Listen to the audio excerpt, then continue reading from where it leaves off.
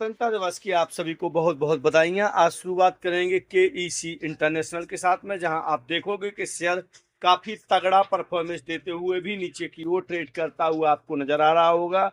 और यहां पर कई ऐसे बिंदु आपको देखने को मिलेंगे जो 6 महीने 1 साल तक लगातार इसमें 40% की गिरावट देखने को मिली है, जिसके कारण इसमें निवेश के अवसर बनते हुए नजर आ रहे हैं। लेकिन यदि हम इसके टर्ली रिजल्ट पर ध्यान दें तो आपको रेवेन्यू की बात करते हैं तो 5 करोड़ रुपए का दिखाई दे रहा है, जो कि फ्लैट परफॉर्मेंस के साथ दिखाई दे रहा है। वहीं 305 रुपए का मुनाफा भी दिखा रहा है, जो ईयर ऑन ईयर भी इस पर घटता हुआ नजर आ रहा है।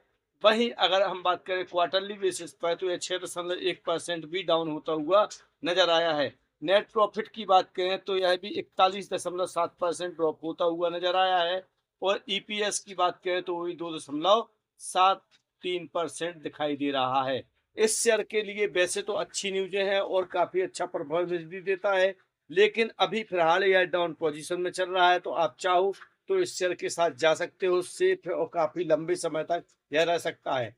वहीं स्वतंत्रता दिवस पर पीएम द्वारा विनिर्माण से लेकर आईटी सेक्टर तक की परफॉर्मेंस पर बात की है और उन्होंने प्राचीर के माध्यम से राष्ट्र को संबोधित करते हुए विनिर्माण, कृषि, प्रौद्योगिकी, रक्षा, हरित, नीली अर्थव्यवस्था और सॉफ्ट पावर को भारत की विकास यात्रा के 7 प्रमुख स्तंभ बताया है। उन्होंने बताया कि इन क्षेत्रों की ताकत के दम पर अगले 5 से 7 वर्ष तक वह मुकाम हासिल कर लिया जाएगा जो अभी तक नहीं किया गया था।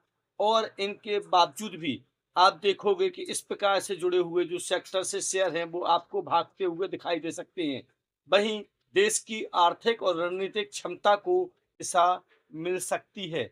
यहाँ सप्तधारा की पहली धारा विनिर्माण है। मोदी ने भारत से डिजाइन से लेकर और अन्य क्षेत्रों तक आप देखोगे वैश्विक आपूर्ति श्रृंखला में भरोसेमंद भागीदारी बनाने पर जोर दिया है। इसके लिए उन्होंने लागत, गुणवत्ता और बड़े पैमाने पर उत्पादन के मानकों को पूरा करने पर विश्वास दिलाया है। वहीं कृषि उत्पादों को वैश्विक ब्रांड बनाने की एक दूसरी धारा चल रही है, जिससे वैश्विक बाजारों के विस्तार और मुक्त व्यापार समझौतों से भारतीय कृषि उत्पादों को अब महत्व दिया जाने लगेगा। भारतीय उत्पादों को अंतर्राष्ट्रीय बाजार में अधिक पहचान और पहुंच दिलाने का कार्य भी करेगा। में एआई, रोबोटिक्स और क्वांटम तकनीक पर भी फोकस किया जाएगा, जिसमें नवाचार और प्रौद्योगिकी को महत्व दिया जाएगा। आर्टिफिशियल इंटेलिजेंट और डेटा सेंटर जैसे क्षेत्रों को भारत के लिए महत्वपूर्ण बताया गया है। और कोचिंग शिपयार्ड के लिए यदि देखें तो 19% मुनाफा घटता हुआ नजर आया है और कमाई लेकिन बड़ी है, लेकिन मार्जिन ने अभी भी ड्रॉप दिखाई दिया है, जिसके कारण इसके साथ थोड़ा बहुत गिरावट सोमवार को देखने को मिल सकती है।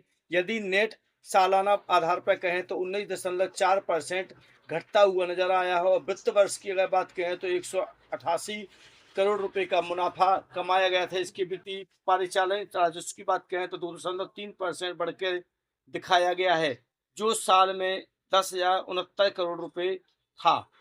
अब यदि हम आगे बात करें तो नगद खर्चों से पहले बचने वाला मुनाफा 242 करोड़ से घट करके 193 करोड़ दिखाया गया है। सालाना आधार पर 20.4% की गिरावट देखने को मिली है और मार्जिन 22.7% से गिर करके 17.6% रह गया है। आसान शब्दों में कहें तो गिरावट थोड़ी हुई है, लेकिन शेयर के लिए यह काफी बुरी बात है। और भविष्य में यदि इस प्रकार के मार्जिन गिरावट होती है तो कोई परिशिष्ट कारण नहीं बताया गया है, लेकिन इसके पीछे किसी लागत को जिम्मेदार कहना उचित नहीं माना जा सकता और भविष्य में इसके ऊपर जाने का अनुमान लगाया जा रहा है।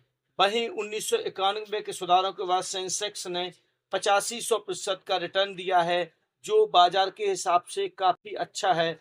सुधारों के समय 1909 के स्तर पर बंद होता हुआ शेयर बाजार आज 86,000 के पार पहुंचता हुआ दिखाई दे रहा है। इस अवधि में कंपाउंडिंग ग्रोथ रेट करीब 14% रहा, जो बाजार के हिसाब से काफी प्रबल माना जा रहा है। वहीं 1986 से बात करें तो अभी तक 1,000 के नीचे कारोबार कर रहा मार्केट 1991 के बाद आपको विदेशी मुद्रा भंडार में कम होता हुआ नजर आया था, लेकिन इन सबके बावजूद दिशा एक बदलती हुई नजर आई है। और वित्त मंत्री मनमोहन सिंह के ऐतिहासिक बजट के बावजूद आज कई प्रकार के रिटर्न आपको देखने को मिल रहे हैं।